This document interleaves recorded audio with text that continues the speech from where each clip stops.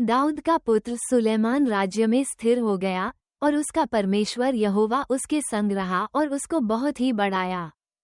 और सुलेमान ने सारे इस्राएल से अर्थात सहस्रपतियों, शतपतियों, न्यायियों और इस्राएल के सब रईसों से जो पितरों के घरानों के मुख्य मुख्य पुरुष थे, बातें की।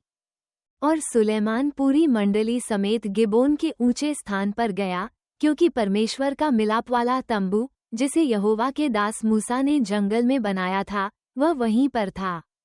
परंतु परमेश्वर के संदूक को दाऊद किर्यत्यारीम से उस स्थान पर ले आया था जिसे उसने उसके लिए तैयार किया था। उसने तो उसके लिए यरूशलेम में एक तंबू खड़ा कराया था। और पीतल की जो वेदी ऊरी के पुत्र बसलेल ने, जो हूर का पोता था, बनाई थी, वह गिबोन में यहोवा के निवास के सामने थी। इसलिए सुलेमान मंडली समेत उसके पास गया। और सुलेमान ने वहीं उस पीतल की वेदी के पास जाकर, जो यहोवा के सामने मिलाप वाले तंबू के पास थी, उस पर 1000 होमबलि चढ़ाए।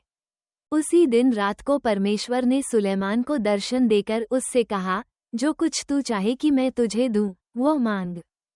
सुलेमान ने परमेश्वर से कहा, तू मेरे पिता दाऊद पर बड़ी करुणा करता रहा और मुझको उसके स्थान पर राजा बनाया है। अब हे यहोवा परमेश्वर, जो वचन तूने मेरे पिता दाऊद को दिया था, वह पूरा हो। तूने तो मुझे ऐसी प्रजा का राजा बनाया है जो भूमि की धूलि के किनकों के समान बहुत है। अब मुझे ऐसी बुद्धि और ज्ञान दे कि मैं इस प्रजा के सामने अंदर बाहर आना जाना कर सकूं, क्योंकि कौन ऐसा है कि तेरी इतनी बड़ी प्रजा का न्याय कर सके।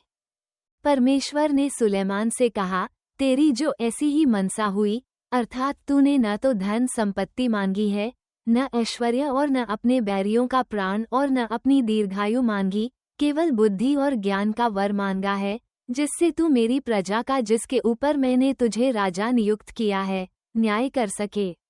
इस कारण बुद्धि और ज्ञान तुझे दिया जाता है। और मैं तुझे इतना धन संपत्ति और ऐश्वर्य दूंगा, जितना न तो तुझ से पहले किसी राजा को मिला और न तेरे बाद किसी राजा को मिलेगा। तब सुलेमान गिबोन के ऊंचे स्थान से, अर्थात मिलाप वाले तंबू के सामने से यरूशलेम को आया और वहां इस्राएल पर राज्य करने लगा। फिर सुलेमान ने रथ और सवार इकट्ठे कर लिए, और उसके 1400 रथ और 12,000 सवार थे, और उनको उसने रथों के नगरों में और यरूशलेम में राजा के पास ठहरा रखा। और राजा ने ऐसा किया कि यरूशलेम में सोने चांदी का मूल्य बहुतायत के कारण पत्थरों का सा और देवदारों का मूल्य नीचे के देश के गूलरों का सा बना दिया। और जो घोड़े सुलेमान रखता था, वे मिस्र से आते थे, और राजा के व्यापारी उन्हें झुंड के झुंड ठहराए हुए दाम पर लिया करते थे। एक रथ तो 600 शेकेल चांदी पर और एक घोड़ा 150 शेकेल पर मिस्र से आता था, और इसी दाम पर वे हित्तियों के सब राजाओं और अराम के राजाओं के लिए उन्हीं के द्वारा लाया करते थे।